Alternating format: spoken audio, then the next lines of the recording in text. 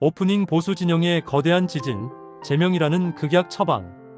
여러분, 대한민국 보수 진영에 거대한 지진이 발생했습니다. 2026년 1월 국민의힘 윤리위원회가 한동훈 전 대표에 대해 제명이라는 사상 초유의 극약 처방을 내렸습니다. 한때 보수의 아이콘이자 차기 대권 주자로 불리던 인물을 당에서 완전히 축출하겠다는 선언입니다. 이 소식이 전해지자마자 보수 진영의 핵심 리더 중 한 명인 오세훈 서울시장이 침묵을 깨고 지도부를 향해 직격탄을 날렸습니다. 오 시장은 제명은 곧 공멸이라며 강력하게 반발하고 나섰는데요. 특히 그는 개혁신당 이준석 대표를 언급하며 과거의 뼈아픈 실책을 되풀이하지 말라고 경고했습니다.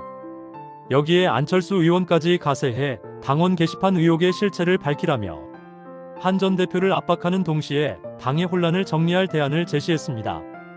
오늘 이 시간에는 한동훈 제명 사태가 왜 보수 진영의 공멸 시나리오로 불리는지, 오세훈 시장이 왜 이 시점에 이준석 카드를 꺼내 들었는지, 그리고 이 모든 갈등의 핵심인 당원 게시판 의혹의 진실은 무엇인지 5,500자가 넘는 상세한 분석으로 전해드리겠습니다.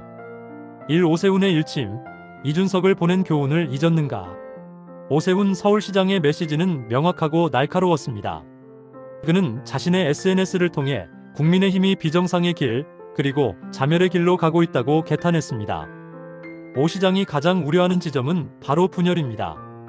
보수 진영이 승리의 길을 버리고 왜 스스로 무너지는 길을 선택하느냐는 것이죠. 여기서 우리는 오 시장이 언급한 이준석 전 대표 사례에 주목해야 합니다. 과거 국민의힘은 당시 이준석 대표를 징계하고 밀어내는 과정에서 지지층의 이탈과 극심한 내부 갈등을 겪었습니다. 결과적으로 보수 세력이 쪼개지는 계기가 되었죠. 오 시장은 지금 한동훈 전 대표를 제명하는 행위가 그때와 똑같은 실수라고 보고 있습니다. 우군을 억지로 쫓아내고 거대 권력과 싸울 힘을 스스로 깎아먹고 있다는 분석입니다. 오 시장의 주장은 결국 하나로 수렴됩니다. 야권의 모든 세력을 통합해 현재 거대 여당인 더불어민주당과 이재명 정부에 맞서야 한다는 것입니다. 내부 총질로 전력을 낭비할 때가 아니라 통합의 리더십을 발휘해 오만한 권력을 견제해야 한다는 오세훈식 통합론의 시작입니다. 이 안철수의 팩트 폭격, 당원 게시판 의혹의 핵심은 IP다. 오세훈 시장이 정치적 통합을 외쳤다면 안철수 의원은 지극히 논리적이고 과학적인 해결책을 제시했습니다. 안 의원은 현재 보수 진영을 뒤흔들고 있는 당원 게시판 여론 조작 의혹을 정면으로 거론했습니다. 안 의원이 지목한 팩트는 바로 IP 주소입니다.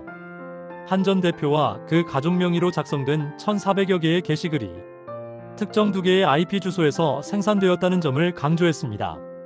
이것은 누군가 특정 장소의 인터넷 공유기를 통해 집중적으로 글을 올렸다는 강력한 증거가 될 수 있다는 논리입니다.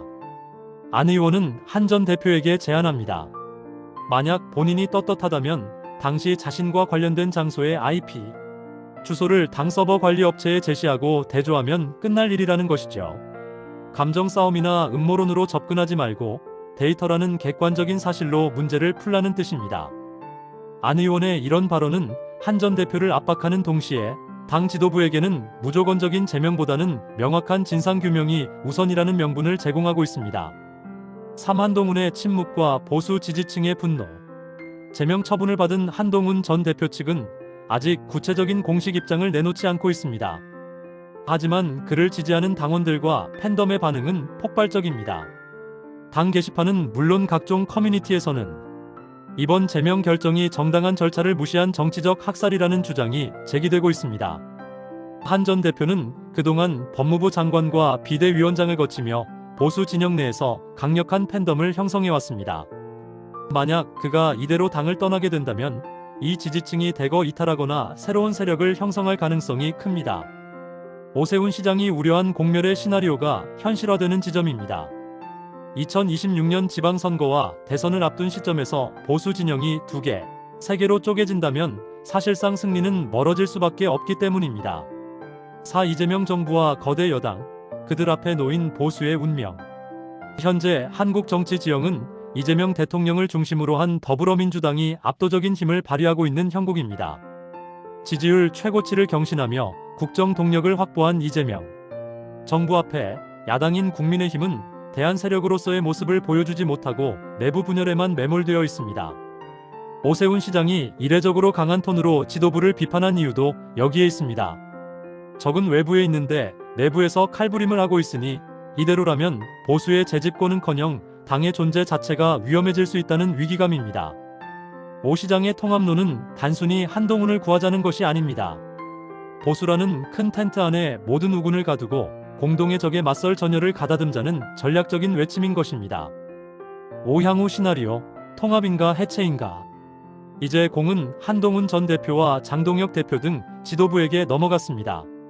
한 전 대표가 안철수 의원의 제안대로 IP 주소를 공개하며 정면 돌파에 나설지 아니면 오세훈 시장의 중재안을 받아들여 지도부와 극적인 화해를 모색할지가 관건입니다.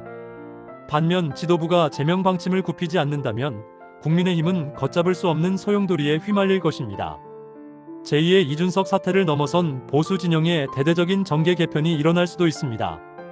한동훈 전 대표가 개혁신당과 손을 잡거나 독자 노선을 걷게 된다면 보수는 다시 한번 긴 암흑기를 맞이할지도 모릅니다. 2026 보수 정치의 새로운 리더십은 누가 쥐는가? 이번 사태를 통해 오세훈 서울시장의 리더십이 다시 한번 주목받고 있습니다.